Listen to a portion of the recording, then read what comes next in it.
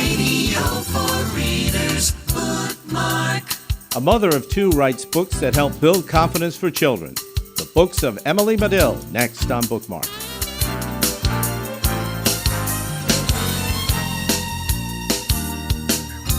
Bookmark. Emily, thanks for being with us from Vancouver, British Columbia today. Thank you for having me. You know, the world has been starving for constructive ways to build confidence with children. You have done this in the many books you've written. What was the key? What spoke to you years ago that said, I think I can get the message out through writing? Well, it really was entering motherhood for me and having my own children. And I was reading a lot of children's books and just really wanting to have that message brought down in a simpler format for my own boys. So it really was my own children that inspired me to put it into that format.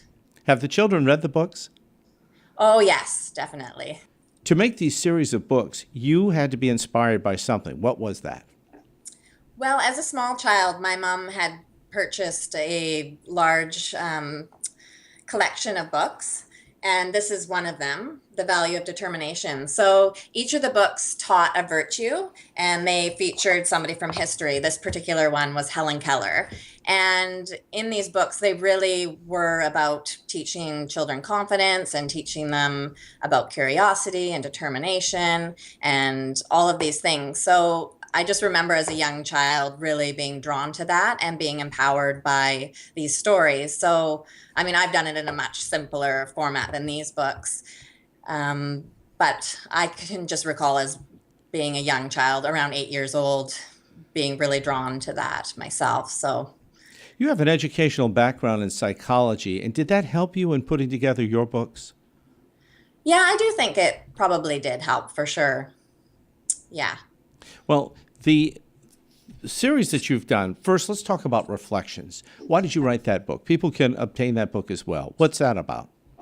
Well, Reflections is really stories written for other women and adults, and they're just really kind of my journey. And I think like through testing myself and through trying to empower myself and increase my self-confidence, it's really helped me to then be able to write and put these messages in to help children as well. So it's really been that growth journey for me. So the Reflections is really just, they're individual articles, usually just intended to, like, they have a personal story that I've included, and they're really intended just to empower other people, and they're relatable. So they're just about regular, everyday kind of life stuff. The Captain Joe series is a series of books, of course, your two children, Jake and Joe, the inspiration for this.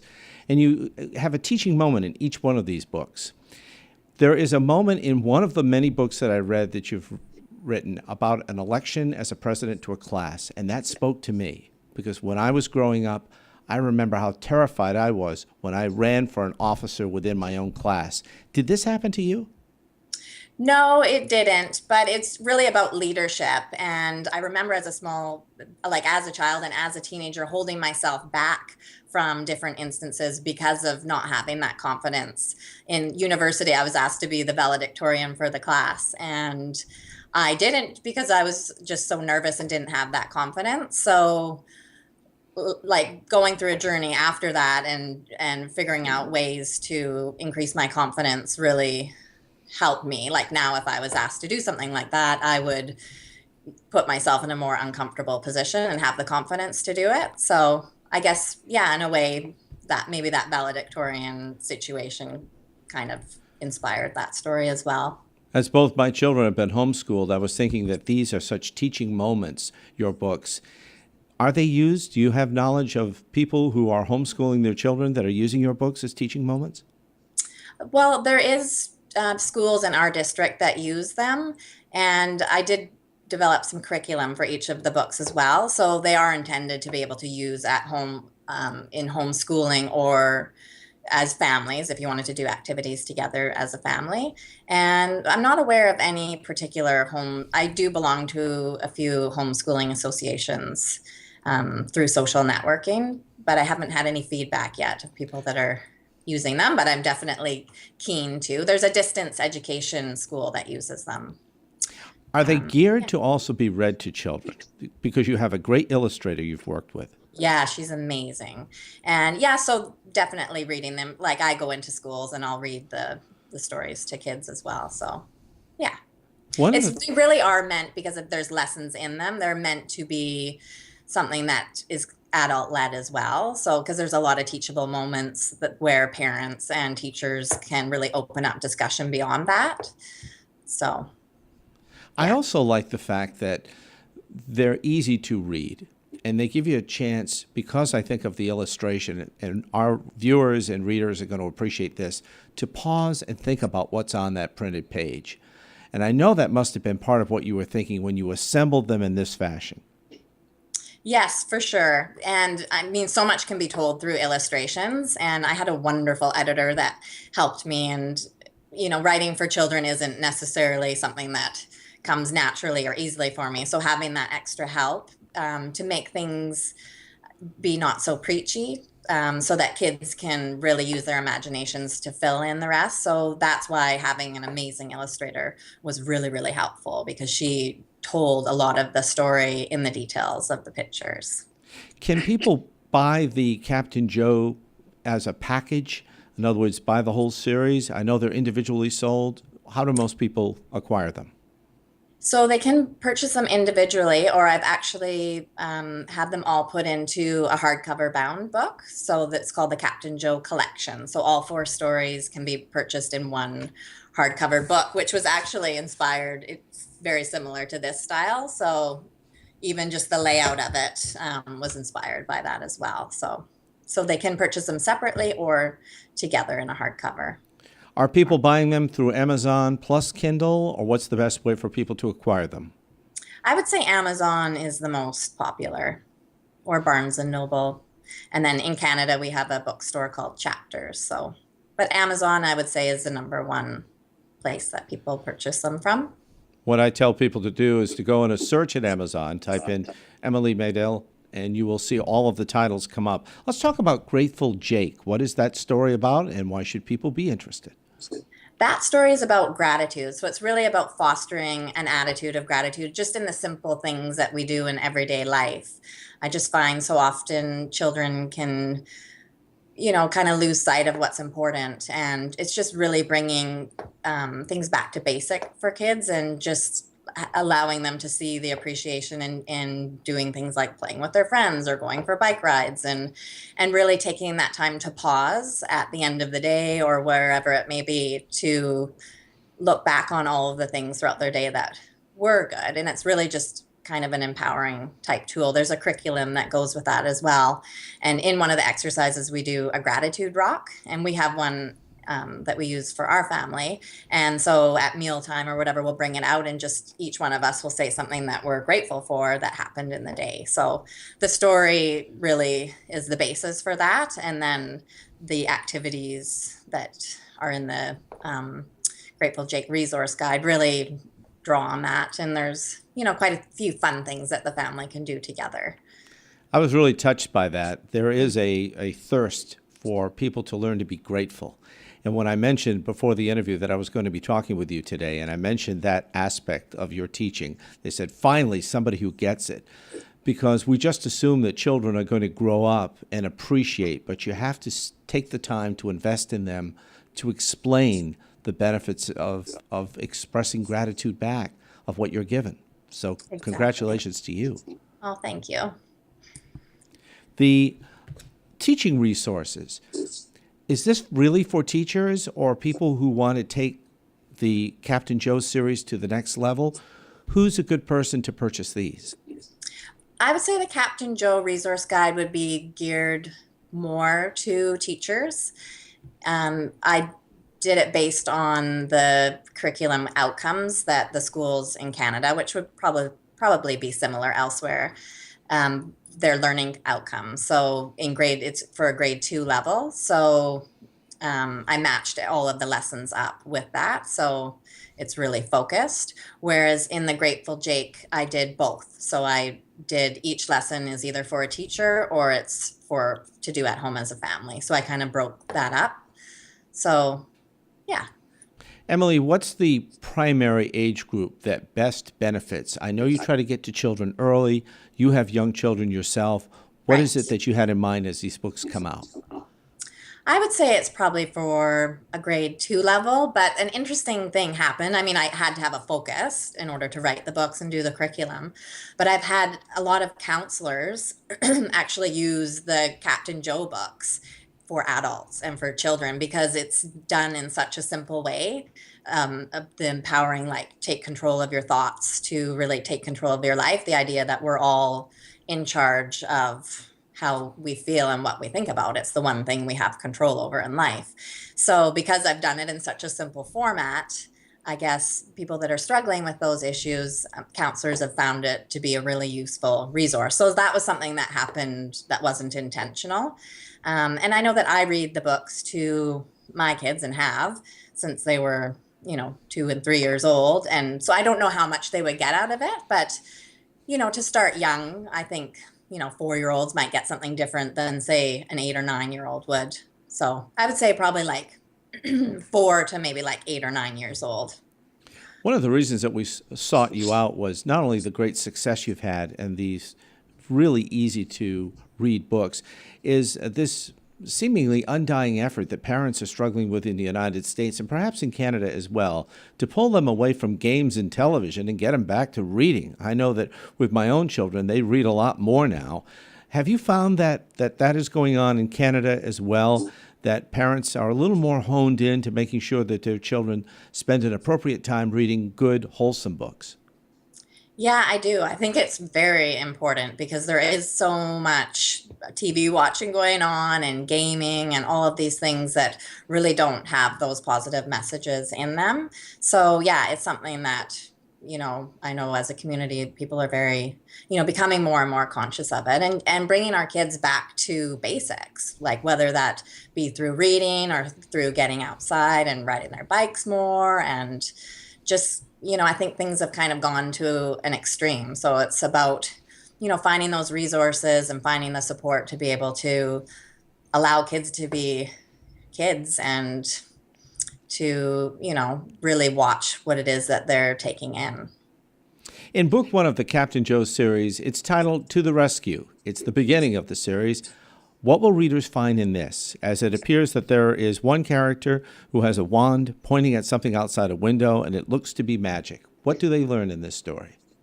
In this story, they learn about there's a magic wand. It's called a thought zapping wand. So it's really just a way for children to connect, taking control of their thoughts. So it's just the introductory story. There's a wizard that comes and teaches Joe that he has this magic power and that it's something that everybody has and that it's his job to go out and teach the children of the world that they all have this amazing power as well. Book two, Captain Joe saves the day. And we see him pointing towards something in the sky. What's the story about, Emily?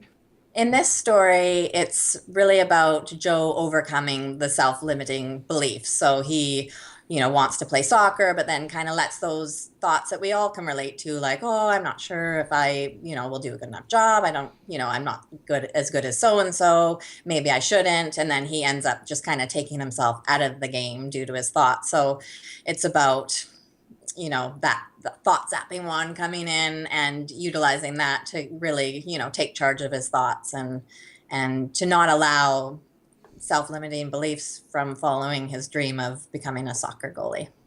In book three, Gift, the Captain Joe series, what do we learn there? In Captain Joe's Gift, it's really about teaching children that we all are born with special gifts and qualities that make us unique. So it's really about not trying to be like so-and-so and not giving into that peer pressure. It's about, recognizing that the things that set us apart are what makes us special, not only in ourselves, but also in other people around us. So to, have that tolerance and respect for themselves as well as other children around them. And Captain Joe's book four, it's Choice. What do we learn there? So in that story, it's all about, it just presents a couple of scenarios about how, we can all have bad days. And it's about, sometimes when we get stuck in that rut of having a bad day and we think of, all the things that are going wrong and kind of go to that victim stance, it's really about, taking charge and taking control and, changing that to the positives, like looking for the positives in the situation. And sure, you don't want to be in denial about things, but really it's kind of about just attitude building and not letting those, we call them dark, swampy thoughts in the books, not allowing them to completely take over. So Curious about this. As a father myself, your two boys have become suddenly celebrities as a result of the use of their names in the books. What's been their reaction to that? Well, I think they just think it's kind of just a normal thing. They, Joe's asked, well, how come I have 4 books and Jake only has 1? And, why aren't I in that book as much? And, they kind of have fun with it. And, but yeah, they think it's pretty cool. And Sam, what was Sam's reaction? Oh, beautiful. Like it just really made her whole world, like she just is really, really proud. And some of the other little girls that are in it as well. There's one little girl that lives in Seattle and she brought the book to her school and the teacher read it. And it's, it's a really big deal for them to be a part of that. And I've gone into Joe's class and I've done all of the books as well as all of the activities with the class. And yeah, I think they're really proud for sure. These are confidence building books. And I was curious, as the boys grow older, will Yes. your writing grow older as well, do you think? In other words, as they meet new challenge and have to learn new things, I'm curious if in your heart there's a new series of books as the boys age. I think so, because really writing is just an expression of how I'm living my life. And so because they inspired that, and that was the stage, that I was really in and am still in with, wanting to really build that foundation for my kids, I can definitely see that growing as they grow older and they're presented with new challenges. And I, stumble along and kind of figure out how to make my way through parenting through the different stages as well. So yeah, I could see that happening. I'm curious because American children are facing nutritional challenges every day, those who go without, but then those who make poor choices.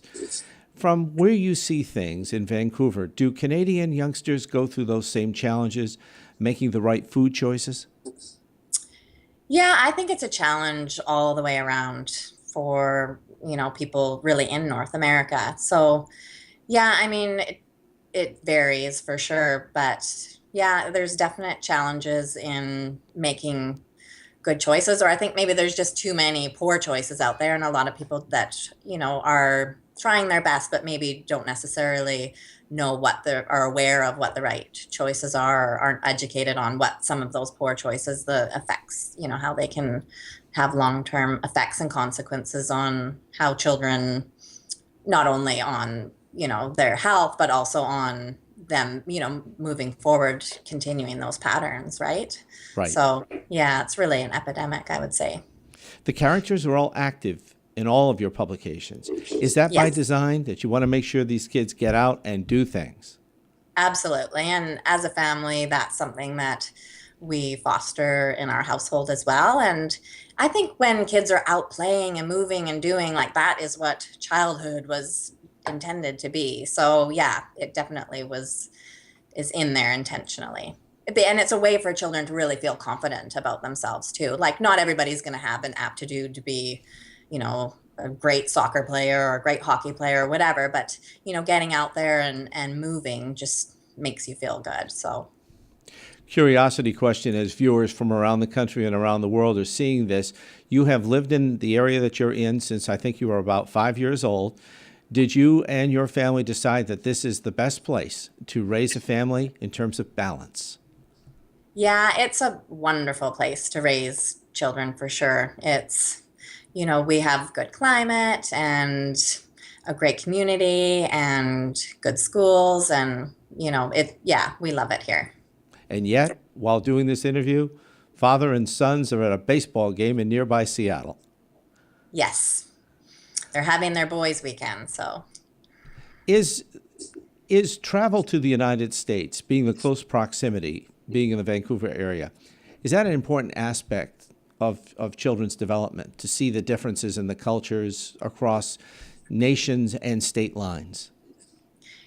Yeah, I think so. I mean, we're not all that dissimilar, I would say, but we love to get down into the States, and for children to learn about different parts of the world, I think is so important because it teaches children about diversity, and there's a whole big world out there, and we're just a small part of that. And so, yeah, I think it's a wonderful, if you can do it, it's a wonderful way to enrich your children's lives. And if you can't necessarily get out there physically, there's ways of, educating our kids on what those different parts of the world are like. So if they can't experience that firsthand for whatever reason, there's so many resources that can, kind of provide that experience as well.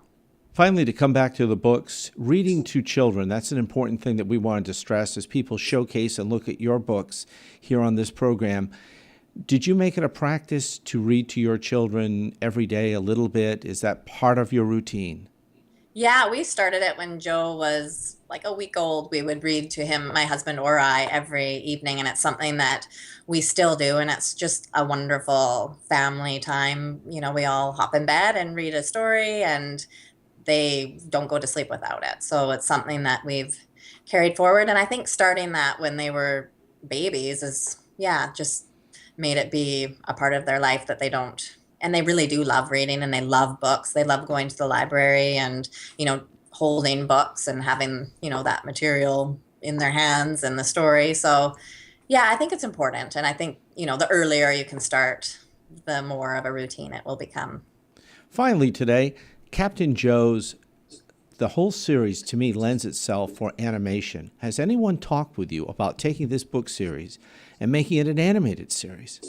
Oh, I love that you said that. I did have somebody approach me years ago, and we worked on a whole pitch for an animated series, and we had pitched it to a number of different studios, and it just nothing ever came about it.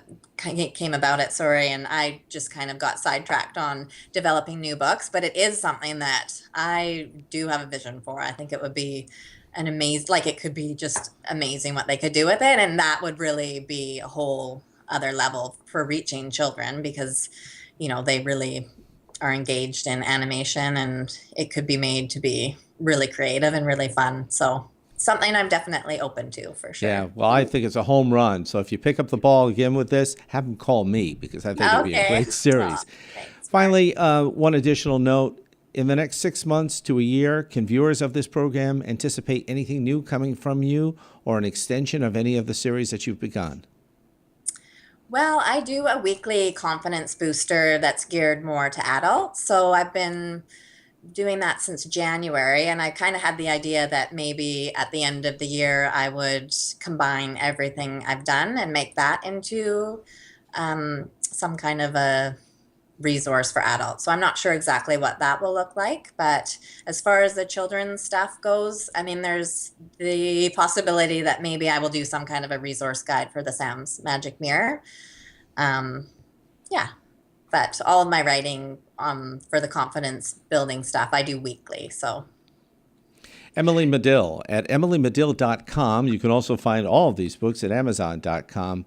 Great talking with you today. Congratulations on your success and having the great vision to want to give back, not only through your motherhood and raising your children the right way as parents, but also wanting to give other parents an opportunity to lead their children down the right way through reading. Thanks for being with us on today's Bookmark. thank you so much for having me, Mark.